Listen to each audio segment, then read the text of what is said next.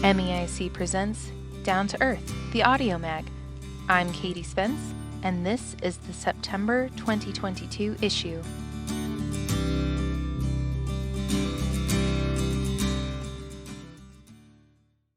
Montana's Unsung Hero. Written by Ann Hedges. Read by Katie Spence. There are a lot of unsung heroes in this state, but at MEIC, Adam McLane tops that list. Adam started working for MEIC in 1985. As MEIC's former executive director Jem Jensen frequently said, hiring Adam was the, quote, first and smartest thing he ever did. Anyone who worked with Adam agreed. After 37 years of serving as MEIC's business manager, bookkeeper, editor extraordinaire, compliance officer, strategic planner, historian, sounding board, and friend, all while working only half-time, Adam retired in late August and passed away on September 8, 2022. On August 22nd, MEIC presented Adam with its highest honor, Conservationist of the Year, a Lifetime Achievement Award. No recipient was more deserving. For those of you who didn't have the pleasure of working with Adam, let me introduce you to MEIC's foundation. When Adam first started working at MEIC, he, Jim, and George Ochensky were operating on a shoestring. The organization narrowly escaped closing its doors for lack of resources, but Adam's sound business mind helped set MEIC on a path to being the strong and effective organization that it is today. He answered phones faster than anyone, so many of our members often referred to him as that nice gentleman who answers the phone. He helped innumerable organizations across the state obtain their federal nonprofit status or rely on MEICs. Adam helped other organizations understand the IRS and state compliance requirements. He wasn't just committed to MEIC succeeding. He was committed to effective environmental advocacy across the state. Adam was instrumental in creating and shaping the MEIC that exists today. He has trained hundreds of board members on how to be an effective member of a nonprofit and trained scores of staff on how to comply with state and federal requirements and limitations while continuing to be effective advocates. He made sure MEIC planned for the future, both in terms of finances and program work, even when that planning drove Jim crazy. As a CPA from Stanford University, Adam not only kept our books in order, he kept us out of trouble with the IRS and Commissioner of Political Practices. MEIC's publications, and my articles, benefited greatly from his amazing editing skills, and new staff members found great comfort and encouragement in his experience and wisdom. Not to mention the delight of opening an email with a joke of the day or an interesting article that Adam thought you might like. There's so much more to say about how much Adam did for MEIC in 4 hours a day. Most importantly, though, Adam did all of this in a quiet and systematic way. There was not a rash bone in his body, but his absolutely dogged determination to protect the world in which we live made him indispensable to the conservation community. His cautious, thoughtful, systematic, clear thinking was a perfect balance to the program staff who just wanted to rush headfirst into battle. To Adam and his immeasurable contribution to the conservation movement in Montana, we urge you all to raise a glass of fine red wine in his honor. No one is more deserving.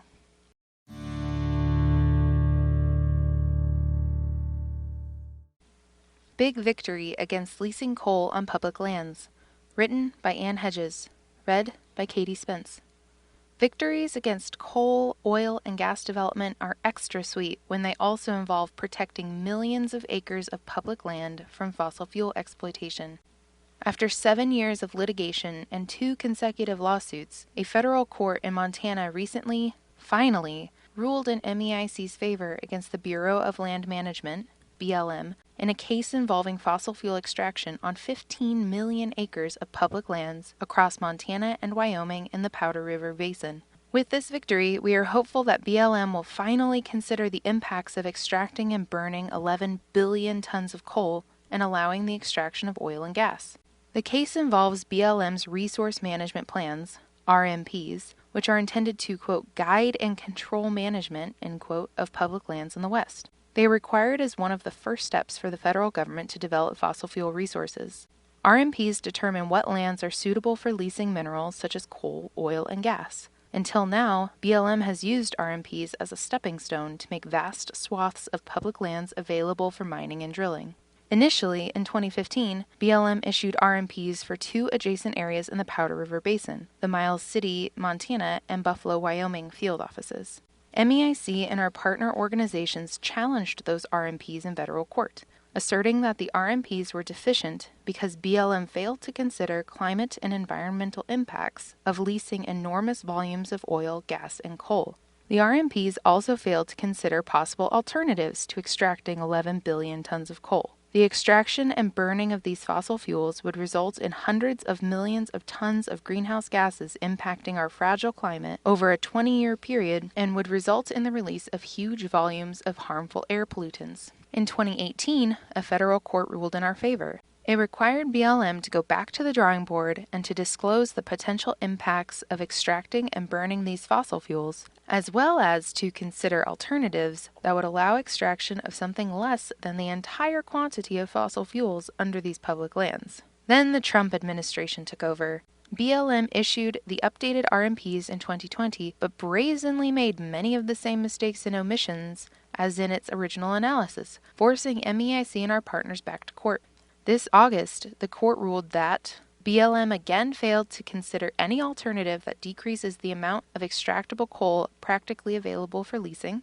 BLM failed to consider any alternatives that would limit the expansion of existing mines, despite explicit direction from this court that NEPA required BLM to do so. BLM's multiple use mandate does not require BLM to prioritize mineral development over other uses, such as closing areas to fossil fuel development, and BLM must disclose the public health impacts, both climate and non-climate, of burning fossil fuels from the planning areas. Hopefully, BLM will follow the court's order this time around and analyze and disclose not only the impacts of leasing vast quantities of climate-destroying fossil fuels, but also consider alternatives that reduce or eliminate fossil fuel leasing altogether. Again, MEIC and our partners feel fortunate to be represented by Melissa Hornbein with WELK, Shiloh Hernandez with Earth Justice, and Nathaniel Schoaf with Sierra Club. A huge thanks to MEIC's partners in this victory: Western Environmental Law Center, Western Organization of Resource Councils, Powder River Basin Resource Council, Earth Justice, Wild Earth Guardians, Center for Biological Diversity, Sierra Club, Northern Plains Resource Council.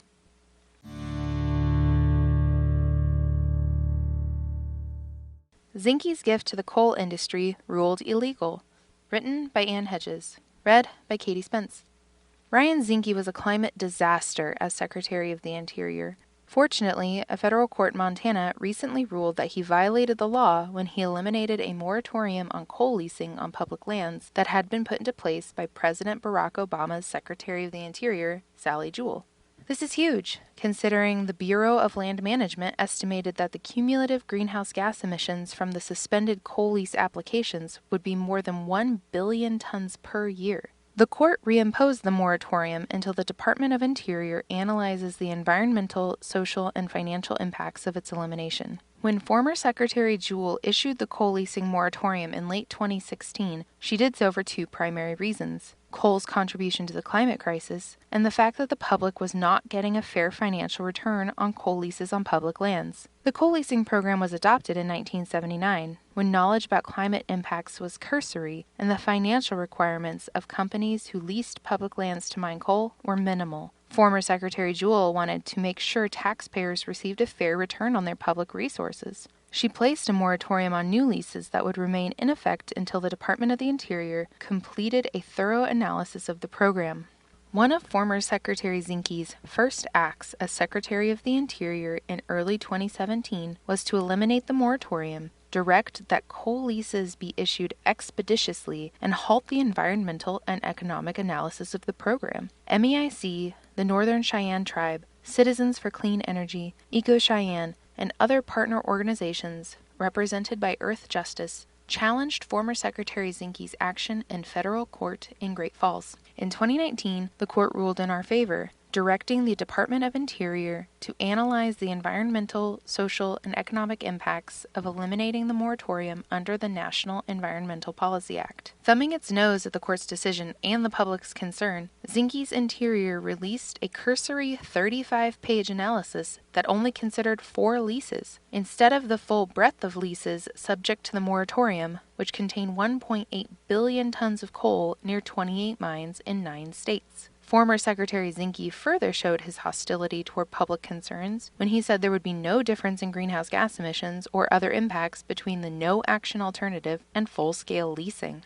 Then, he limited the public comment period to 15 days, despite repeated requests for more time. Earthjustice returned to court, asking it to again overturn former Secretary Zinke's decision. When President Joe Biden came into office, we had high hopes that the administration would hold true to its promise to tackle the climate crisis. Unfortunately, his Interior Secretary, Deb Haaland, initiated the environmental and financial analysis of the coal leasing program, but she failed to reinstate the leasing moratorium. This new court decision will force the Department of Interior to consider the profound impacts that leasing coal on public lands will have on the climate, water resources, the environment, and taxpayers' pocketbooks while suspending coal leasing on public lands. MEIC is grateful for our partners in this case: Earthjustice, the Northern Cheyenne Tribe, Eco-Cheyenne, Citizens for Clean Energy, Center for Biological Diversity, Defenders of Wildlife, Sierra Club, and Wild Earth Guardians.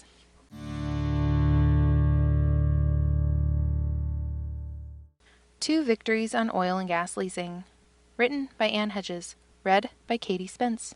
In early September, MEIC achieved 2 terrific legal victories on oil and gas development. Since these are late-breaking court decisions, we will keep this brief. You may recall that in 2020, MEIC, Wild Earth Guardians, and 3 landowners were victorious in a challenge to the Federal Bureau of Land Management, BLM's, issuance of 2 oil and gas lease sales in 2017 and 2018. In that instance, the court agreed that BLM failed to consider potential impacts to water resources and the climate from drilling and burning fossil fuels on 287 leases. While that court case was proceeding, BLM issued 5 quarterly oil and gas lease sales on public lands in Montana and North Dakota from July 2019 through September 2020. After the first court victory, the coalition grew, and a larger group of organizations joined in challenging BLM's subsequent lease sales, raising similar concerns about the impacts to water resources and the climate. After dragging its feet for over a year, BLM finally agreed to settle our second case and conduct the required analysis to protect public lands, the climate, and water resources. The settlement was submitted to Federal District Court in Great Falls for approval on September 6th. MEIC was represented by the Western Environmental Law Center and Earthjustice. The other victory comes after a long and convoluted legal history. When President Joe Biden came into office in 2021, he issued a pause on onshore and offshore oil and gas leasing on public lands until the administration could evaluate the economic and climate impacts associated with the federal leasing program. Almost immediately, the oil and gas industry and conservative states filed 5 separate lawsuits alleging various legal issues with President Biden's pause. Back in 2021, a federal judge in Louisiana ruled that President Biden's leasing pause was illegal. This past August, however, the Fifth Circuit Court of Appeals overturned this decision, stating that the lower court judge had failed to justify his decision. Within 24 hours, the lower court judge issued a second decision against the leasing pause, again without a legal rationale. Meanwhile, a federal judge in Wyoming issued a decision in a separate case on September 2nd, upholding President Biden's decision to issue the pause, finding that there was, quote, substantial evidence in the record, end quote, to support the decision. MEIC, along with a long list of other environmental groups, had intervened in the Wyoming case. The judge would not allow us to intervene in the Louisiana case. MEIC was represented by the Western Environmental Law Center. What happens now is anyone's guess, but hopefully the Biden administration will fully analyze the oil and gas leasing program and live up to his campaign promise to tackle the climate crisis. Minimizing emissions of the super potent greenhouse gas methane emanating from oil and gas wells would be a good start.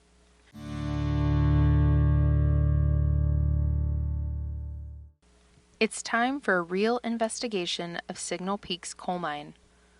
Written by Ann Hedges and Katie Spence. Read by Katie Spence. After years of illegal behavior, Signal Peak Energy was caught by the U.S. Department of Justice.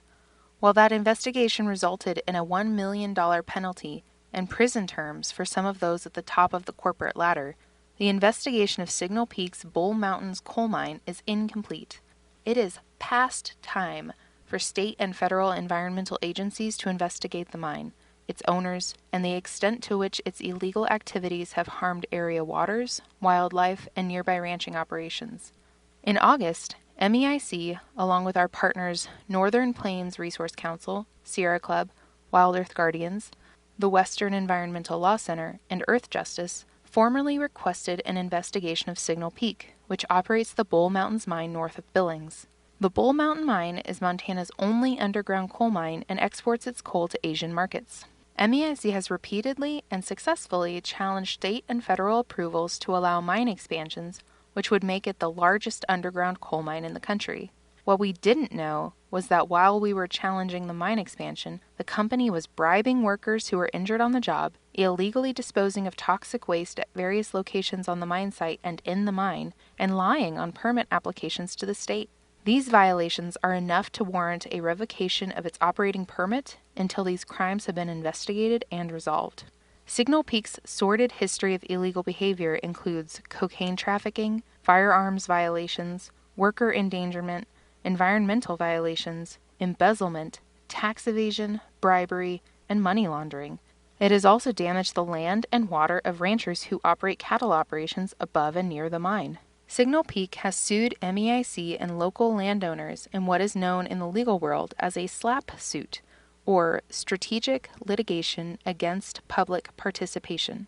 In March 2019, a Montana judge ordered Signal Peak to pay the ranchers' attorney's fees after the court found that the coal company had issued unwarranted and oppressive subpoenas against the ranchers based on improper motives. Signal Peak's attorney admitted that it was seeking to subpoena the ranchers because they had submitted critical public comments about the mine, in clear violation of constitutionally protected rights to free speech and participation. Signal Peak has also failed to fully disclose the mine's owners. Gunvor Corp. Limited controls a 33.3% ownership stake in Signal Peak, according to the mine permit. Gunvor has been known to have close ties to Russian President Vladimir Putin. State and federal coal mining laws require full disclosure of coal mine ownership, yet neither state nor federal agencies have required this of Signal Peak's 3 owners. The full extent of Signal Peak's activities should be investigated and illegal pollution addressed before Signal Peak is allowed to continue operating a coal mine in Montana.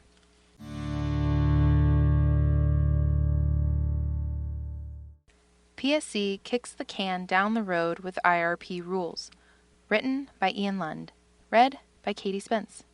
When the Public Service Commission, PSC, published proposed rules on energy resource planning in July, MEIC sprung into action. We helped bring our members, our allies, and the best minds together at a PSC hearing in August to demand that it make changes. The draft rules were hot garbage, but the path forward remains as uncertain as ever. When an agency writes rules, it first publishes a draft, solicits comments from stakeholders, then integrates those comments into a new draft.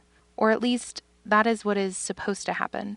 The 3-year struggle over these rules between Montana's regulated utilities, led by Northwestern Energy, and just about everyone else, culminated in draft rules that may as well have been written by Northwestern itself.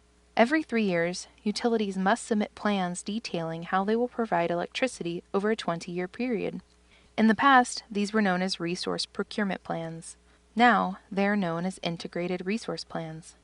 A bill passed in 2019, HB 597, required the PSC to overhaul the requirements for how utilities must write their plans, now called Integrated Resource Plans, or IRPs. An IRP is meant to 1. Document and explain a utility's anticipated energy supply and demand forecasts. 2. Identify whether the utility needs to invest in new resources, for example, power plants or energy efficiency, to replace retiring resources or meet growing energy consumption. And 3. Identify which resources are best suited to meeting that need. Unfortunately, Northwestern Energy has historically used this process in bad faith. Instead of rigorously evaluating all viable energy resources, including renewables and storage, energy efficiency, and market purchases, it has used the resource planning process as an opportunity to justify building expensive methane plants or keeping the Colstrip coal plant open.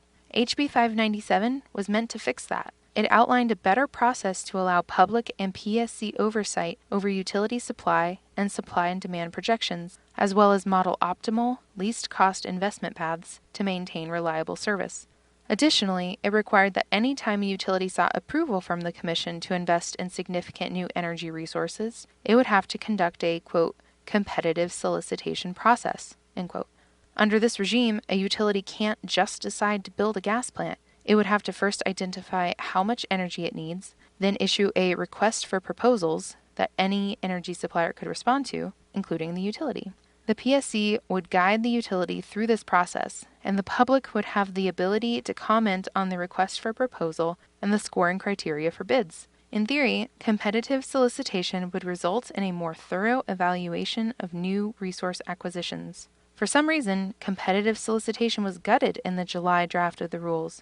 In fact, there were many examples of the rule falling short of the legislative intent. For instance, the statute aims to give alternative resources such as energy efficiency a fair shake, stating plans must contain, quote, an evaluation of the full range of cost-effective, end quote, resources, including efficiency and demand-side management. The draft rules, on the other hand, only say that the utility must include a, quote, wide range of plausibly cost-effective resources, end quote, allowing utilities to pick and choose which resources it wants to model. It sounded to us like Northwestern wrote itself a loophole to avoid investing in renewables so it could maximize profits from building methane gas plants. At a public hearing on August 16th, only the utilities, Northwestern Energy and Montana Dakota Utilities, spoke in favor of the proposed rules. The long line of opponents, including the sponsor of HB 597, Representative Daniel Zolnikov, Republican, Billings, strongly objected to the deference it gives to utilities. In response, PSC staffers presented an updated version of the proposed rules to the Energy and Telecommunications Interim Committee on September 7th.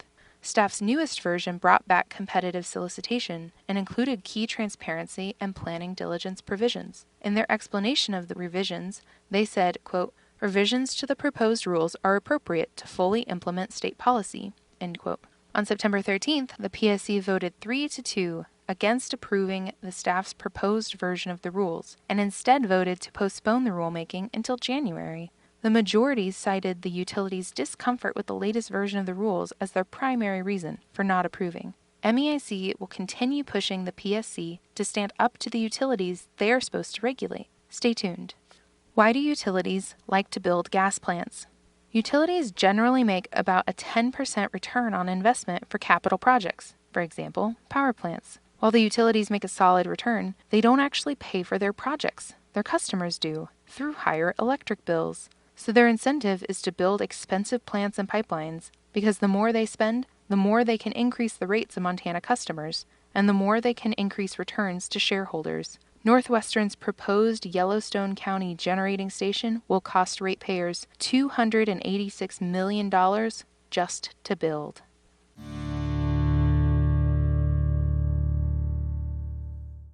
Northwestern continues to fight against low-income energy assistance. Written by Ann Hedges. Read by Katie Spence. Northwestern Energy is at it again. This time, it is trying to sidestep a requirement for its shareholders to pay $2.5 million for low-income and tribal energy assistance programs. Prior to its repeal in the 2021 legislative session, the Montana Renewable Energy Standard had a provision that required Northwestern Energy to purchase electricity from small community renewable energy projects. The purpose of this provision of law was to ensure that the benefits that flow from the development of renewable energy projects were distributed across the state and not limited to rural areas of eastern Montana. But Northwestern Energy never complied. Instead, it routinely requested and received waivers from the Montana Public Service Commission, PSC, from having to comply with the law. In 2015 and 2016, it requested waivers and did not even bother to try to justify its failures to comply with the law. The PSC granted the waiver, and MEIC, represented by Jenny Harbine with Earth Justice, challenged the decision in state district court. In 2019, the court overturned the PSC's decision. It found that the PSC had acted arbitrarily when it concluded that Northwestern made reasonable efforts to comply. Northwestern convinced the 2021 legislature to retroactively eliminate that requirement. But once again, a court ruled in MEIC's favor and said that Northwestern's obligation to pay a $2.5 million penalty remained, despite Northwestern's and the legislature's new law. Now, Northwestern is asking the Montana Supreme Court to eliminate its obligation to pay for its bad behavior. Let's hope the Supreme Court holds Northwestern accountable to fund these important programs.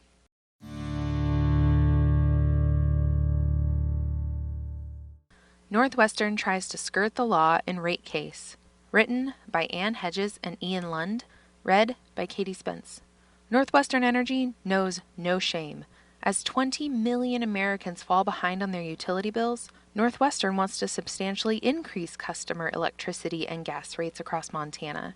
In early August, it filed a rate case with the Montana Public Service Commission, PSC, in which it seeks permission to permanently increase customer rates starting in 2023 by a whopping 25% for the average electric customer and 11% for the average gas customer. It is also requesting an immediate rate increase of 11% for electricity and 4% for gas until the PSC issues a final ruling on the amount of a permanent increase. One reason it is increasing rates is to pay for an overpriced, highly polluting methane gas plant on the banks of the Yellowstone River near Laurel, previously known as the Laurel Generating Station and now called the Yellowstone County Generating Station. Broadly speaking, a rate case is a formal PSC process to establish the rates that consumers pay for their electricity and gas services and to assure that those rates are reasonable. Rate cases are legal proceedings in which intervening parties are allowed to ask the utility questions, request additional information, and provide expert testimony in order to help the PSC make a decision that protects customers from price gouging from monopoly utilities. MEIC has requested to intervene in the case and will be represented by Earth Justice. We will have two primary priorities. First, we will closely scrutinize Northwestern's charges for the Colstrip plant to determine if the costs are prudent investments in a plant where most owners will be ready to close by late 2025. Long-term investments in such a short-term resource would be unfair to customers. Perhaps even more importantly, Northwestern wants to charge customers $280 million to build the 175-megawatt methane gas plant near Laurel before it gets built. Northwestern is requesting permission to charge customers $54 million a year for 20 years just for this plant. That would result in customers paying more than $1 billion to build the plant, in addition to having to pay for annual operation, maintenance, and fuel costs. In normal utility regulation, a utility must build a plant and then ask their regulators for permission to pass those costs on to customers. Fortunately, a court found the broadly worded pre-approval law to be unconstitutional in May 2022. That meant Northwestern would have to take the risk of building the plant and then work to convince regulators that the costs were prudent and should be passed on to customers after it is constructed and all costs are known. Northwestern is not one to give up on padding its pockets, though. It is now trying to find a backdoor way to charge customers for the methane gas plant before the plant is built. Instead of calling such permission pre-approval, it is requesting a reliability rider, something that has never been done before.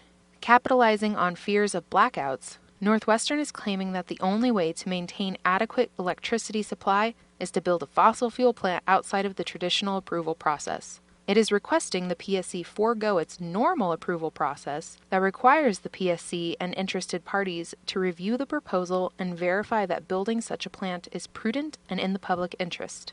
This is an important case for the future of utility bills in Montana.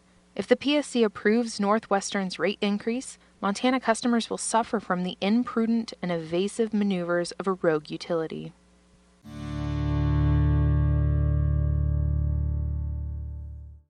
Will cities adopt Montana's new climate-conscious building codes? Written by Ian Lund. Read by Katie Spence. More than 43% of all energy consumed in the U.S. is used to heat or cool buildings. Globally, about one-third of all carbon emissions can be traced back to the building sector. While much attention is on electrifying our lives and procuring more carbon-free resources, every new building constructed increases the total amount of energy demand on the system. Luckily, there's a tried and tested regulatory tool for moderating energy usage in buildings: building codes. Building codes define the minimum standards to which new buildings and major renovations are designed. They cover almost all aspects of building design, such as regulating structural features like stairs, electrical features to keep us safe, and plumbing standards to keep everything flowing properly. Building codes can also set minimum energy efficiency standards. Code today is efficiency tomorrow. They are a huge factor in the size of the average building's carbon footprint. That's why MEIC and our partners pushed the Montana Department of Labor and Industry to strengthen its code. Under Montana law, counties and municipalities cannot impose codes stricter than those established at the state level. We are very pleased to report that the Department of Labor and Industry adopted nearly all of the 2021 International Energy Conservation Code, bringing Montana in line with modern standards for energy efficiency. Additionally, the Department of Labor and Industry included 3 climate-focused stretch codes that local governments can voluntarily adopt. The 3 stretch codes are solar-ready homes, solar-ready commercial buildings, and zero-energy commercial zones. Falling just short of actually requiring solar panels to be installed, the solar-ready stretch codes require buildings to have large, south-facing roofs and electrical wiring designed to accommodate the conduits and inverters associated with rooftop solar projects that may be added later. The solar-ready code will ensure that new buildings can get solar easily and affordably. The zero-energy commercial zone stretch code would require new commercial buildings to assess their total energy usage and either offset that energy usage by producing an equivalent amount of renewable energy on-site or procuring it off-site. By adopting these stretch codes, the Department of Labor and Industry gave local governments a green light to require that some of the largest energy users in their jurisdiction use exclusively renewable energy. The zero-energy requirement would apply to all new buildings in a commercial zone. However, these stretch codes only go into effect if local governments elect to include them. Currently, there are 3 cities with 100% clean energy by 2030 goals: Bozeman, Missoula, and Helena. These are the most likely jurisdictions to implement the stretch codes, but even they are not likely to do so without public pressure. The city of Bozeman is currently considering including zero-energy and solar-ready standards as part of an incentive structure for new developments, though falling short of making them mandatory. Before including it in its Unified Development Code, Bozeman wants to conduct a cost-benefit analysis. If the city includes the social cost of carbon in its calculations, it would likely find that allowing for the easy addition of rooftop solar on buildings and decreasing emissions from the commercial sector would be a net positive. Any city, county, or town certified by the state to enforce building codes can adopt the new codes and the stretch codes. These localities need pressure from the public to do so. If you would like your government to adopt the building and stretch codes as a climate action, contact your local officials.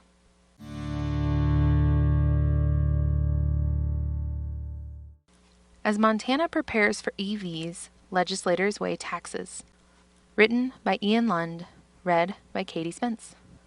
Electric vehicles, EVs, are coming, and Montana is getting ready. Thanks to the Federal Infrastructure Investment and Jobs Act, which passed in 2021, Montana will receive almost $43 million over 5 years to develop an EV charging network across its highways. The funding is part of a national push to create a cross-country alternative fuel corridor, AFC, to make long-distance EV travel possible.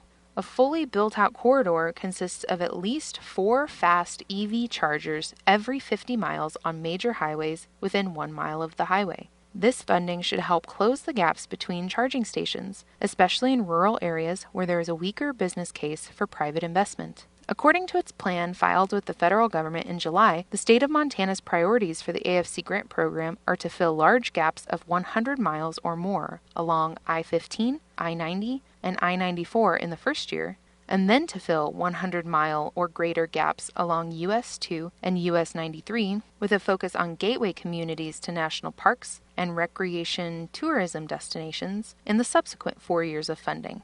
Legislative decision-making.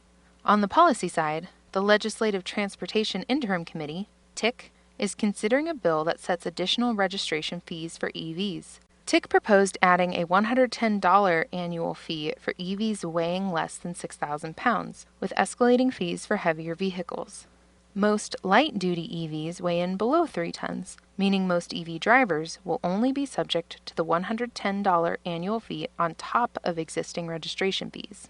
Only 26 U.S. states have EV registration fees. They impose this tax on EVs as a way to replace the lost revenue from EVs not paying gas taxes. However, in reality, any registration fee greater than $110 is more than a comparable internal combustion engine vehicle would pay in gas tax, especially if that comparable vehicle is a highly efficient hybrid, which uses less fuel. In 2021, the Montana legislature tried to pass an additional annual registration fee for EVs of $195 for light-duty vehicles and $375 for heavy trucks, which was vetoed by Governor Greg Gianforte because it would have been the highest EV fee in the nation. Lawmakers are also concerned that registration fees are not enough to cover lost revenue from out-of-state EV drivers who don't pay a gas tax. A draft bill that would have established a 3-cent per kilowatt-hour tax on EV charging, in addition to the registration fee, died quickly in the July TIC meeting. This tax would be difficult to implement, redundant, and regressive. Because the registration fee covers the lost gas tax revenue, the EV charging tax would double tax in-state EV drivers. Since most Montana EV drivers charge their vehicles at home, they will be less affected by the tax than tourists. However, Montana EV drivers that need to frequently use public charging could end up paying upwards of $100 in charging taxes, which, in addition to the registration fee, means EV drivers will pay twice as much in taxes as owners of internal combustion engine vehicles. Luckily, TIC is reconsidering the wisdom of this tax, though still exploring other ways to tax out-of-state EV drivers. MEIC will keep you informed every step of the way.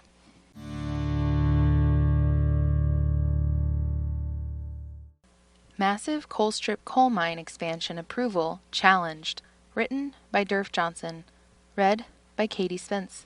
While leaders and decision-makers in the U.S. and across the world are taking proactive, positive steps to directly address the climate crisis by encouraging a reduction in fossil fuel use and a transition toward clean, renewable energy resources, the same cannot be said for the leadership of Montana. In fact, not by a long shot. Recently, the Gianforte administration's Department of Environmental Quality, DEQ, approved a massive coal mine expansion at the Rosebud mine that, if allowed to proceed, would undoubtedly further pollute water in southeast Montana, exacerbate the climate crisis, and delay the necessary transition to clean energy sources in Montana. Predictably, the approved expansion failed to fully account for its potential impacts on Montana's water and sensitive prairie streams and entirely ignored its inevitable contribution to climate pollution. Recognizing these failures, Earth Justice, on behalf of MEIC and Sierra Club, recently filed 2 separate legal challenges. The Rosebud mine is the sole fuel source for the Colstrip coal-fired power plant. The mine feeds the 2 remaining Colstrip units, Units 3 and 4, with approximately 6 million tons of coal annually. If allowed to proceed, the expansion would allow the mine operator, Westmoreland Rosebud Mining LLC, to strip mine an additional 62.3 million tons of coal from approximately 2,500 acres in the headwaters of Lee Coulee over the course of 21 years.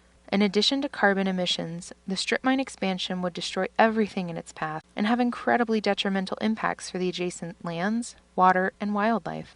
Notably, despite an overwhelming wealth of scientific knowledge on climate change and greenhouse gases dating to the early 19th century, DEQ not only failed to evaluate the coal mine expansion's contribution to climate change, it purposely ignored them. Even though MEIC directly submitted data on climate change to DEQ through official comments, DEQ refused to assess the climate impacts in its environmental review for the project, asserting that state law prohibited it from doing so. DEQ subsequently approved the expansion in May 2022. The egregious failure to even provide reference to the monolithic problem of global climate change, much less to actually analyze the project's contributions to that problem and potentially mitigate or prevent its impacts, is a complete abdication of the DEQ's mission and responsibilities under the Constitution. This summer, Earth Justice, on behalf of MEIC and Sierra Club, took DEQ to court. First, we challenged DEQ's approval of the mine expansion under the Montana strip mining law, or the Montana Strip and Underground Mine Reclamation Act, for failing to protect our water resources. We filed this case before the Gianforte-appointed Board of Environmental Review. Then, we filed a complaint in State District Court on the basis that DEQ's decision violated the Montana Environmental Policy Act and the Constitution of Montana and threatens the well-being and fundamental rights of all Montanans. It is an abject failure for any government entity to ignore climate change when dealing with the permitting of superpolluters such as coal mines and coal-fired power plants. DEQ's approval of this and another recent expansion of the mine will allow the mining of more than 130 million tons of coal, which would be the equivalent of over 200 million tons of greenhouse gases when burned. This is roughly equivalent to the greenhouse gases produced from burning more than 22 billion gallons of gasoline. The climate simply cannot afford such a dramatic increase.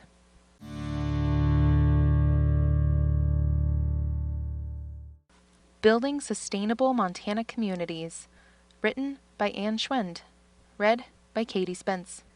If effectively managing land and water wasn't complicated enough, Montana is now experiencing a housing shortage that is driving prices through the roof. The lack of housing stock on the market is making it extremely difficult for hardworking Montanans to own or rent a place of their own, and it makes protecting water and healthy landscapes even more challenging. But what exactly do we mean when we say affordable? The federal government defines housing as affordable when it consumes no more than 30% of gross income, including utilities. With median household incomes in Montana around $57,000 and median home prices in many of Montana's cities exceeding $400,000, housing is unaffordable for a large number of Montana residents if they can even find something to buy or rent. So how do we solve the affordable housing crisis without creating unmitigated sprawl or weakening environmental protections? As it turns out, MEIC, or just EIC back in the day, has been working on this topic for almost 50 years.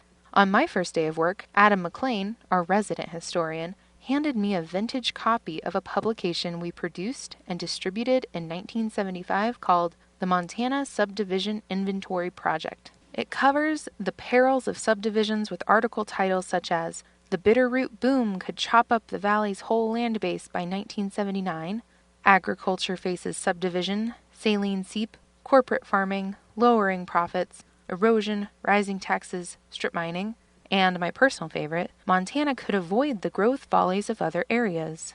This following excerpt reminds me that perhaps we should consider some of the wisdom that was apparent then.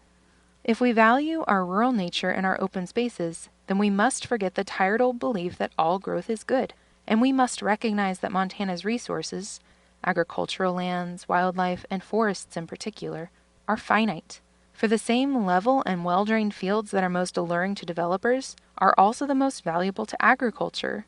Most of Montana's subdivision growth centers in the fertile valleys near larger cities, and lands that are best for watersheds, wildlife, and forests are also appealing sites for second homes in the country. We can keep saying more is better for ourselves and forget tomorrow, or we can have the courage and ingenuity to abandon the destructive patterns of our past. We can begin by together preserving the land that gives us food and life. You can find a link to this inventory project from 1975 in the show notes. 47 years later, we find ourselves revisiting the same issues and similar conversations, though it's my hope and belief that we've learned a lot since then. This is, however, the first time in years that MEIC has had a staff person dedicated to working primarily on these issues. From water concerns and the Montana Subdivision and Platting Act to building codes and zoning laws, it's challenging to learn, discuss, and make decisions about policies that lead to affordable, sustainable development. As I'm settling into my new role and formulating what sustainable development actually means, there are a few things we can agree on from the outset. 1. Sustainable development is a nonpartisan issue. Our relationship with land, housing, and resources like water don't stick to party lines. We believe that everyone deserves to have a quality place to live that also protects our environment. We need to take a comprehensive approach to integrate land and water planning in a way that provides for an adequate and dependable supply of clean water. There's also a huge need for housing stock in Montana right now, and we believe there's a way to do it inclusively and sustainably for the long term. 2. Terminology is important but malleable. Affordable, sustainable, attainable? It all can mean the same thing, but some terms work better than others. We're looking to other partner organizations working in these areas and often following their lead on terminology, but in general, MEIC is looking for solutions that will benefit Montanans in the long term. This means promoting policies that prioritize high-quality housing with energy efficiency standards, access to existing public infrastructure like water and sewer, and bikeable, walkable communities. Affordable for the long term means creating sustainable communities and homes for all, not just simply building more structures. And 3, we can't forget environmental protections. While growth may be inevitable, urban sprawl is not. Rampant development of productive agricultural lands into subdivisions that are dependent on individual wells and septic systems is not sustainable. We want development to occur near towns with systems in place to regularly monitor water quality and quantity to protect individual homeowners and the environment. We also don't want to see development in environmentally sensitive or dangerous areas, like floodplains or wildfire-prone areas. The more we spread out, the more we infringe on the natural systems and the wildlife. Let's stay in our lane. While there is still much to learn, we are already involved in 2 crucial ongoing conversations. Governor's Housing Task Force. On July 14, 2022, Governor Greg Gianforte appointed a 26-member task force to address the emerging issue of affordable housing in Montana. Montana Department of Environmental Quality Director Chris Dorrington is the group's chair, and the committee consists of 4 subtask groups: economics, regulatory and permitting, construction, and local issues. Members of the task force include representatives from the public and private sectors. You can view a full list of members by clicking the link in the show notes. The group is working to quickly develop draft recommendations to provide to the governor's office by October 15th. DNRC Comprehensive Water Review. With the 50th anniversary of the Montana Water Use Act, the law which largely determines the use and distribution of water in Montana, the Department of Natural Resources and Conservation, DNRC, launched a stakeholder-driven comprehensive review of water rights and administration. 2 stakeholder working groups are focused on determining whether the current set of regulations are adequate to meet future water policy objectives and needs. One of these groups, Changes, Mitigations, and Exceptions, is looking at water rights challenges associated with development, especially in basins that are closed to any new surface water appropriations. Visit the website in the show notes for more information and meeting schedules. Some of the recommendations from these groups are likely to result in legislation or policy changes. We're attending the meetings and intend to be involved in any legislation that impacts clean air, clean water, or a sustainable future. We would love to hear from you with questions, concerns, and ideas to help us address the challenges and build a more sustainable future. Please be in touch.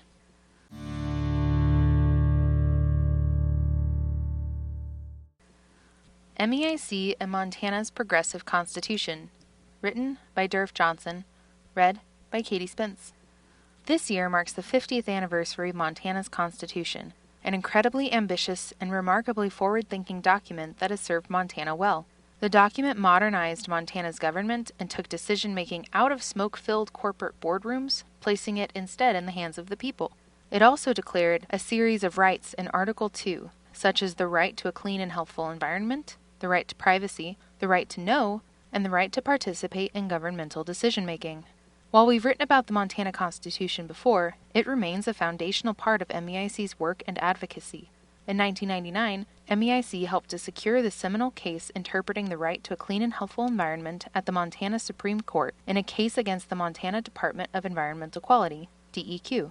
The ruling from MEIC versus DEQ established clean and healthful as a fundamental right and further applied a strict review of laws and regulations that implicate that right.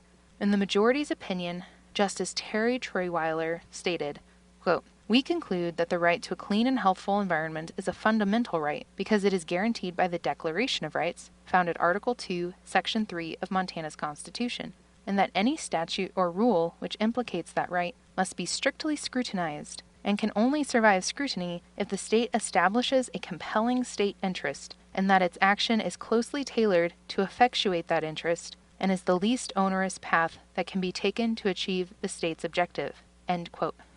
Strict scrutiny is the most stringent standard applied by a court and is reserved for the protection of fundamental rights provided for under Article 2 of the Constitution and for laws that impact protected classes of people. For example, Were the legislature to pass a law to exempt power plants from having to consider and mitigate pollution coming from its stacks, this would certainly implicate our right to breathe clean air, a necessary component of a clean environment, and could only remain in effect if the state could demonstrate that it had a compelling interest in passing the law. While the legalese can get complicated, the take-home message is important and clear. Montanans have a strong, fundamental right to a clean and healthful environment, and the government can only impact or take away that right in rare circumstances and only for compelling reasons. Certainly, MEIC relies upon and advocates for the right to a clean and healthful environment on a daily basis. However, MEIC also routinely relies upon the right to access government documents and to participate in governmental decision-making. Without these constitutional guarantees, our work and the ability of our members to influence government processes would certainly be constrained. We have highlighted some very recent work in which MEIC has asserted Montana's Constitution and Article II rights in defense of our right to a clean and healthful environment. Gianforte's Decree on Public Documents. Not for thee, only for me. Regular readers of Down to Earth are unfortunately all too familiar with the story of the environmental nightmare that is now the defunct Zortman-Landusky gold mine, the impacts to the Fort Belknap Indian community, and the resulting bad actor law and its application to the proposed Montanore and Rock Creek mines. The latest chapter in this saga is Governor Greg Gianforte's decision to abruptly drop the case against Phillips S. Baker Jr. after he took over the governorship from Steve Bullock. Baker was a principal with Pegasus Gold, which escaped liability at Zortman by declaring bankruptcy. Now Baker is with Hecla Mining, a company that wants to mine under the Cabinet Mountains wilderness. As you can imagine, Governor Gianforte's decision set off alarm bells at MEIC, as the bad actor law is clearly a mandatory prohibition on issuing mining permits to bad actors, not a law that Governor Gianforte can simply ignore or apply as he sees fit. MEIC is no stranger to making demands of the government. Recognizing the major implications of a governor choosing to simply ignore a mandatory law for political purposes, we filed a records request with his office for all documents and communications surrounding the decision to simply drop the bad actor determination. Underpinning this request is Article 2, Section 9 of the Montana Constitution, which provides that, quote, no person shall be deprived of the right to examine documents of all public bodies or agencies of state government and its subdivisions, end quote.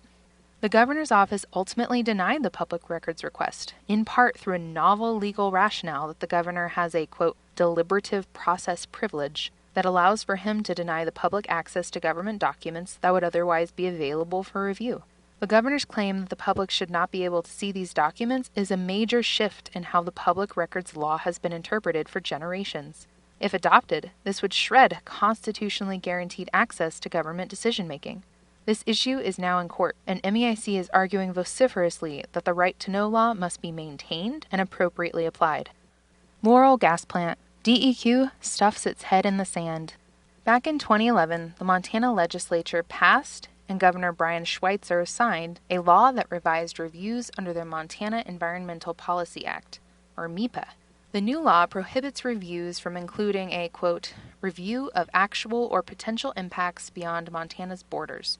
It may not include actual or potential impacts that are regional, national, or global in nature, end quote. This change was very clearly meant to prohibit state government from analyzing, considering, or mitigating the overriding environmental and social issue of the 21st century, climate change. The state frequently applies this remarkably regressive law when conducting environmental analyses, most recently with the permitting of Northwestern Energy's proposed Yellowstone County generating station near Laurel. In that process, the Montana DEQ purposely ignored climate change and refused to conduct any analysis of the potential impacts of greenhouse gas emissions from the proposed plant. An exclusion of such an important consideration obviously implicates our right to a clean and healthful environment, and it'd be hard to dream up a compelling interest that the state of Montana has in excluding climate change considerations as part of an environmental review for a methane gas-fired power plant. Based in part on these constitutional concerns, MEIC challenged the MEPA analysis for the state's air permit for the methane plant as being deficient in that it did not consider climate change. To the extent that the law prohibits such an analysis, we are arguing that the law is unconstitutional violation of our right to a clean and healthful environment. As of this writing, we are waiting for a decision from a district court judge in Billings.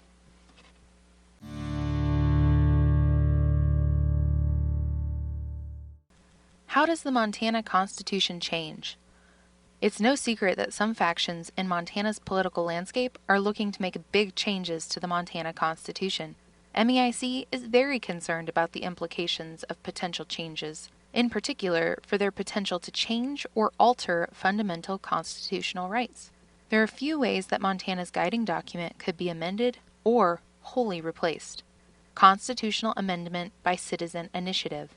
A petition signed by at least 10% of qualified electors, or Montana citizens who are registered to vote, including 10% of qualified electors in each of at least half of Montana counties, will place the proposed constitutional amendment on the ballot for voter approval. Legislative referendum on constitutional amendments. A legislator can propose an amendment to the Constitution. The proposed amendment must be adopted by 2/3 of all legislators and subsequently referred to Montana voters and passed by a majority of state voters. Constitutional Convention. The Montana Constitution provides for 3 ways a constitutional convention can be called. 1. 2/3 of Montana legislators can vote in favor of holding a convention. Before a convention is held, it must also be approved by a majority of Montana voters. 2. A convention can be called by a majority of Montana voters using the initiative process. In order to be placed on the ballot, the initiative must first have signatures from at least 10% of qualified electors in the state, including at least 10% of the qualified electors in each of 2/5 of the legislative districts. Or 3. The question of whether to hold a convention automatically lands on the ballot every 20 years if it has not appeared so in the previous 20 years. The last time this happened was in 2010. If a convention is held, any proposed amendments must ultimately be ratified by a majority of voters. If you would like to be involved in the 2023 legislative session, tell us how online through the link in the show notes.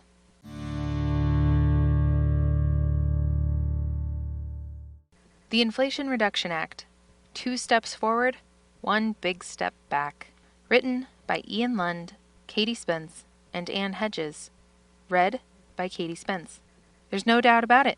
The Inflation Reduction Act, or IRA, is groundbreaking legislation for those of us working in the climate space. With more than 700 pages, we're still learning about everything it does. What we know now is that it's full of enough good things that we count this as a win, but there's still a lot of work to be done. The good. Perhaps the most important provision in the IRA is federally designating greenhouse gases as pollutants under the Federal Clean Air Act. While the U.S. Supreme Court already made such a ruling in 2007, it was unclear what regulatory framework in the Clean Air Act governed the regulation of climate pollutants. This summer, the U.S. Supreme Court threw out the Environmental Protection Agency's Clean Power Plan, which had already been eliminated by the Trump administration.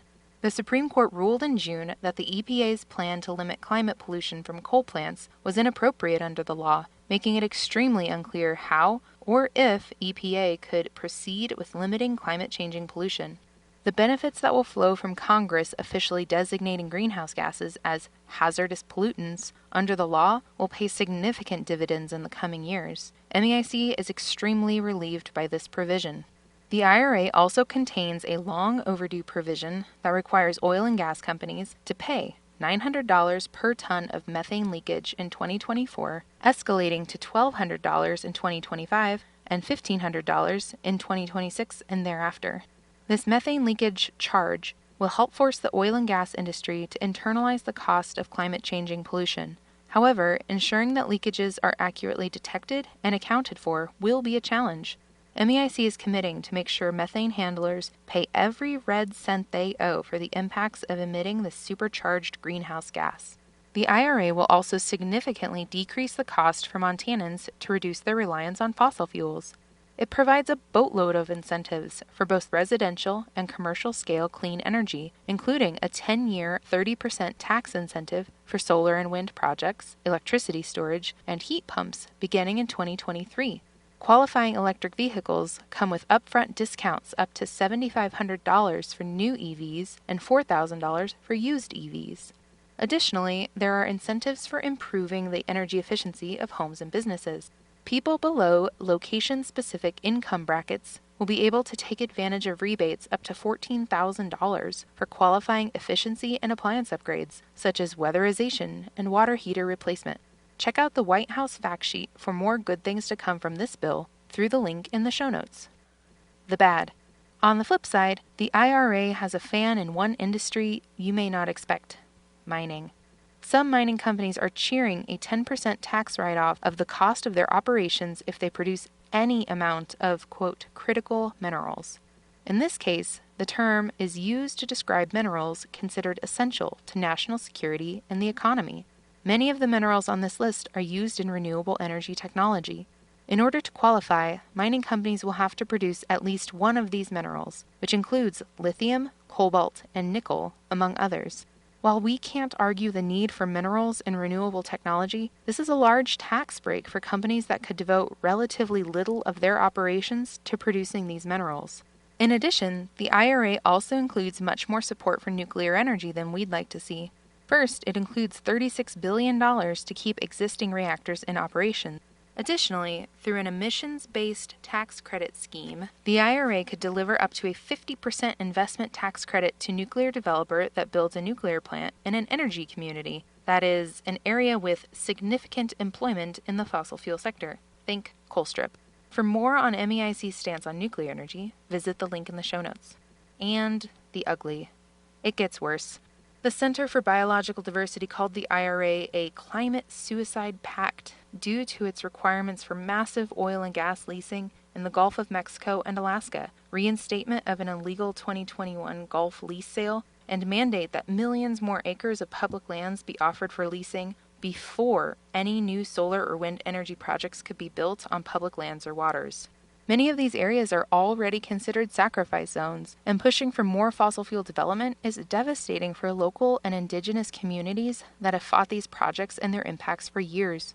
These provisions are a gut punch, and implementation is sure to be fought at every turn. Finally, the IRA only passed because of a deal to bring forward another bill that will supposedly undermine or eliminate compliance with the National Environmental Policy Act and its requirement for the government to disclose to the public the environmental, economic, social, and cultural impacts of proposed projects. People across the country are already preparing to fight back.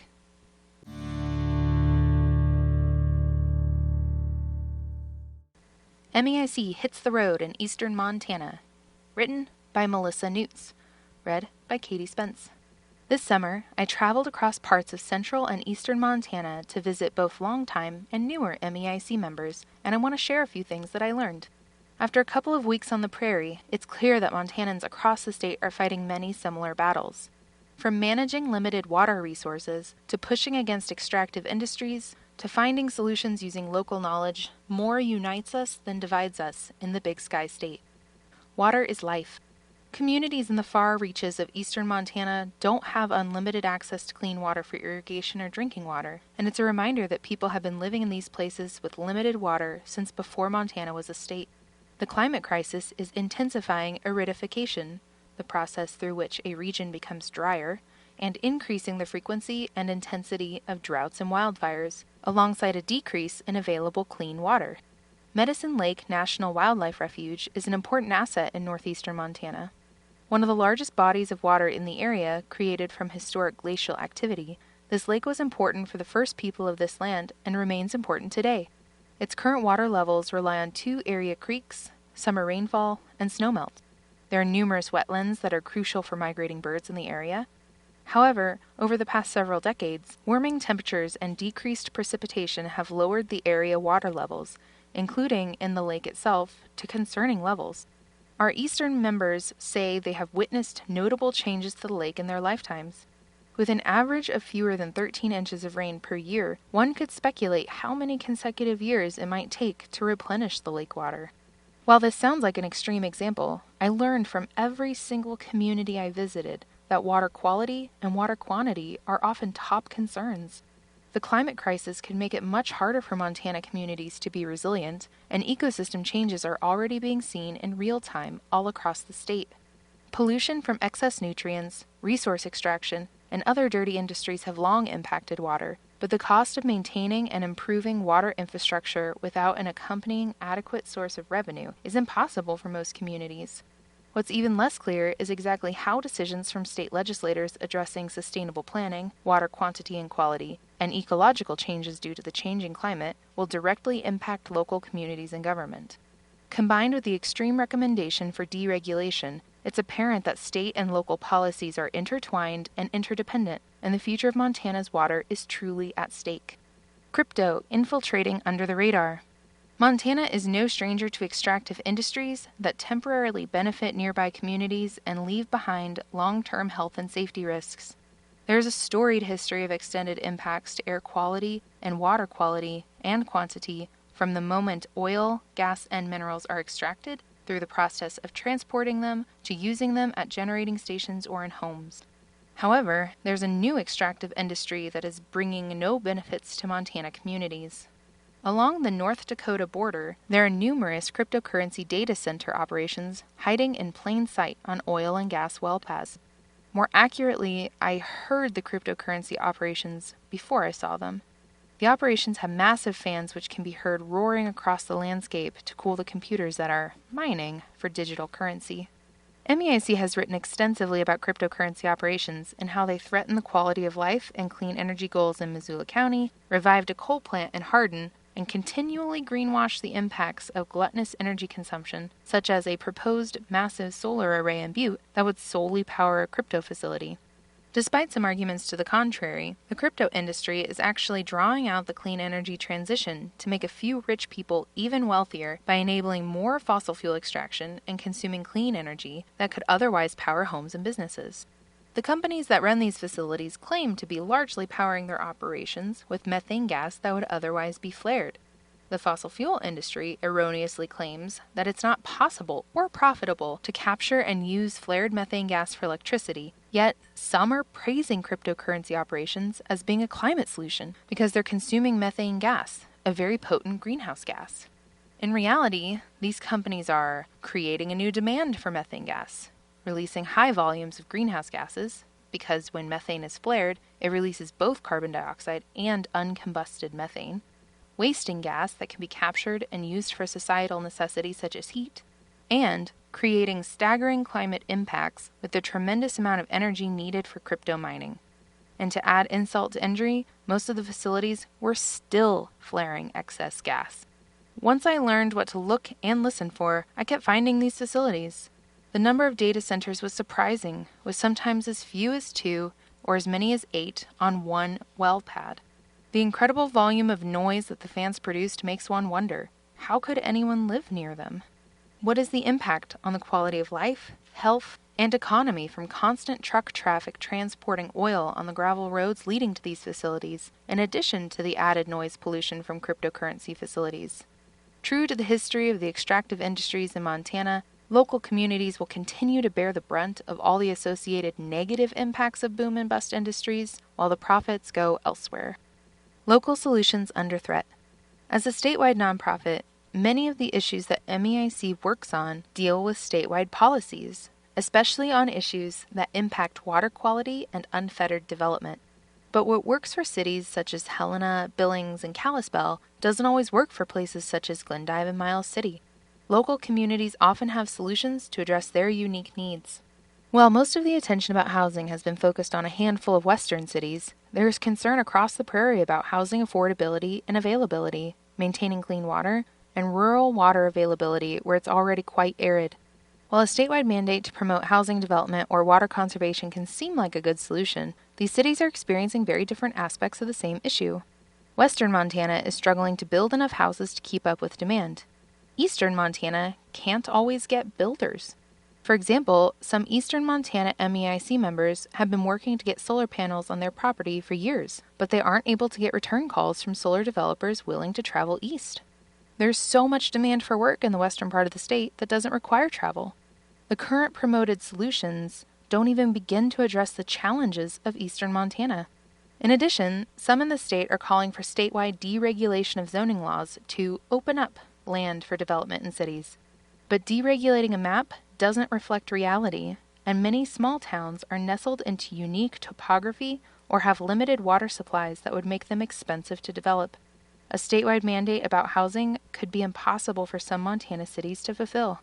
In many cases, it's most effective to empower local people and governments to seek solutions for their own communities while ensuring there are state-level protections for issues such as water and air quality, building codes, clean energy, reducing the impacts of polluting industries, and more. For example, the Green Share Garden Project in Lewistown is a nonprofit garden growing organic produce to donate to the community.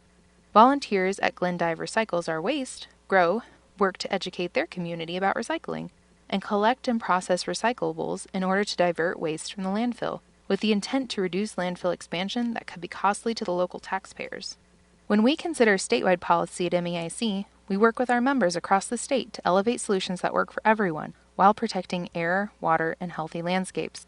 While it's clear that there is no single, perfect, one-size-fits-all solution to the real challenges we share across Montana, our current state administration continues to undermine local concerns and minimize public participation in favor of industry-friendly, state-level policy to govern all of Montana. We at MEIC are concerned that this behavior will dominate the conversations and policymaking around clean energy, housing, sustainable planning, and water availability.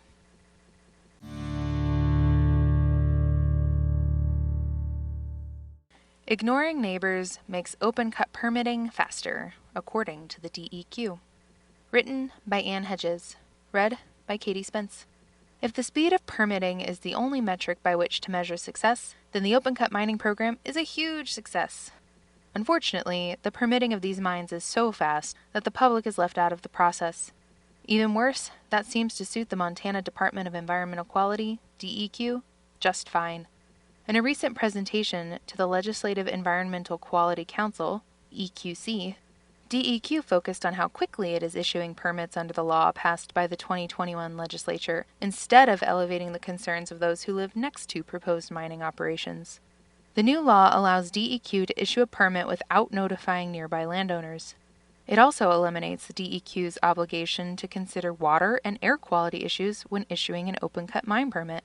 When debating the bill in 2021, the legislature erroneously believed that DEQ's water quality and air quality programs would allow public comments on a mine's water and air quality impacts. It didn't help that DEQ failed to tell the legislature that most of the water and air permits for these facilities are called general permits, meaning there is no public comment period for individual mines and no site-specific analysis of the mine's impacts. Mine developers just sign a form saying they will comply with generic requirements, and they receive the general air or water permit. Neighbors are left with nowhere to go to raise their site-specific concerns. DEQ had an opportunity to raise these concerns during the last session, but failed to do so, instead telling the legislature that the proposed law struck a good balance. It had another opportunity to represent the public's concerns before the EQC, and instead focused on how quickly it is issuing permits.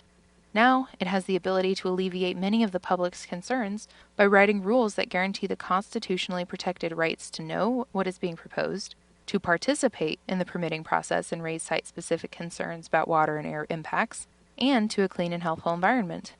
Instead, DEQ is writing rules that make the problem even worse. At a hearing on DEQ's proposed rules in August, people from Arlee, Libby, Paradise Valley, Bitterroot Valley, Helena Valley, and the Billings area spoke up to oppose the rule.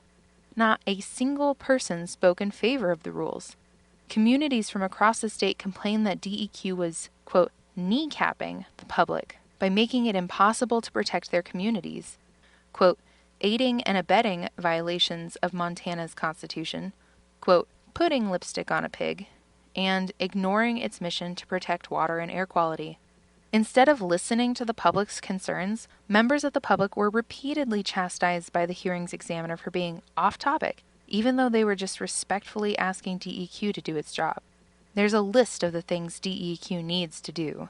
Ensure the public is notified of mining proposals, require meaningful public comment periods on air and water permits, respond to public comments, require the concurrent submittal of open-cut, air, and water permit applications, prohibit changes to post-mining land uses, reclamation dates, or permit amendments without public notification and participation, and fully comply with the Montana Environmental Policy Act on each permit application.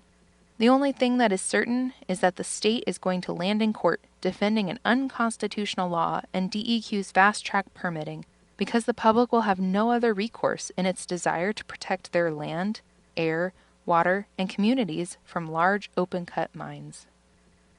Several communities around the state are fighting gravel pits in their neighborhoods. Check the links in the show notes for how you can follow and support them.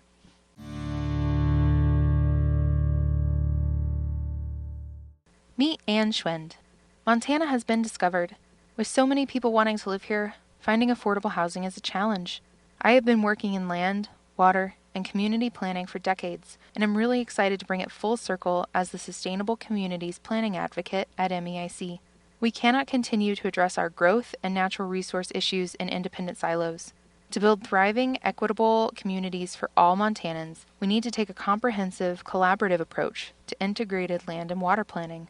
Our response to the housing crisis might be to build and expand, but we need to be mindful of how and where we grow to limit our consumption of valuable agricultural lands and our limited natural resources. I believe that we have opportunities to be visionary and guide the future while maintaining our outstanding landscapes. I grew up in water-scarce New Mexico, but moved to Montana in the early 80s. I received both my bachelor's and master's degrees from MSU, with an emphasis on plants, soils, and land rehabilitation. For the past 14 years, I worked as a water resource planner with the Montana Department of Natural Resources and Conservation. I raised 4 amazing humans and some poorly behaved dogs, cats, and chickens. I am a small business owner, love to garden, remodel old houses, recycle and upcycle cool stuff, and always prefer to be outside. I am thrilled to be a part of the MEIC team and look forward to working together toward innovative solutions to protect our environment while meeting our growth challenges.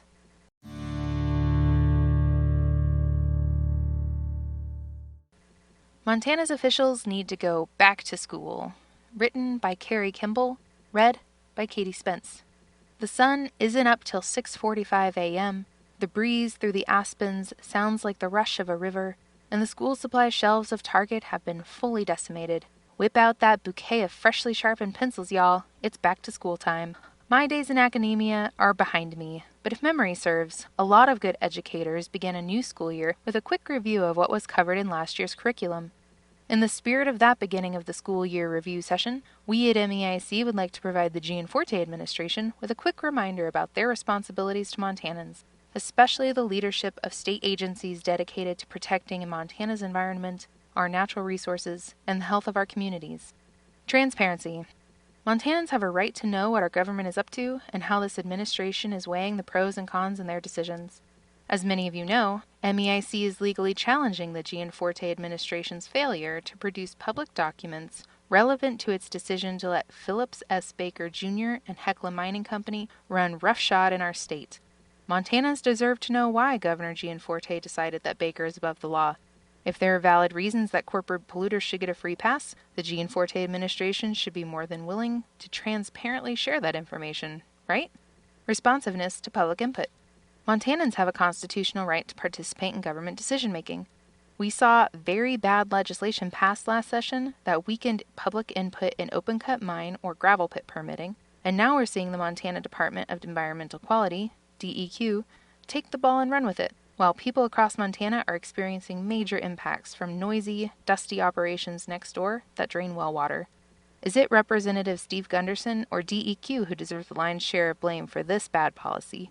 Ultimately, they both do, and MEIC is working with communities to hold both legislators and the DEQ accountable to fix the problems. Hold corporations accountable. We all know the Montana history of copper kings, wealth hoarding, and abuse of workers, our landscapes, and our water. We need government agencies to keep that context in mind. Public employees have a responsibility to bring some healthy skepticism to messaging from extractive industry executives who are here to get rich and then get out, leaving the rest of us with a mess. Permitting decisions for mining and fracking projects should meaningfully grapple with how projects worsen the climate crisis or impact streams and habitat. Bonding and reclamation requirements should reflect the true costs of this important, expensive work. And if our government fails to do its due diligence in holding corporations accountable, you can bet the MEIC will be there applying pressure. This week, as I packed up Ruby's lunchbox and she rode her little Strider bike to preschool, I felt super grateful that MEIC's staff, members, and our partners are working tirelessly to protect what we love about this coming fall.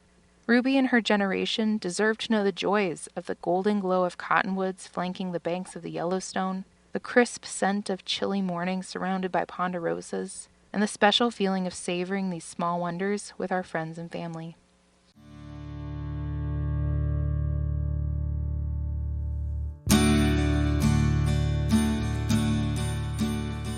Please check the show notes for more information on how you can take action on the topics in this issue.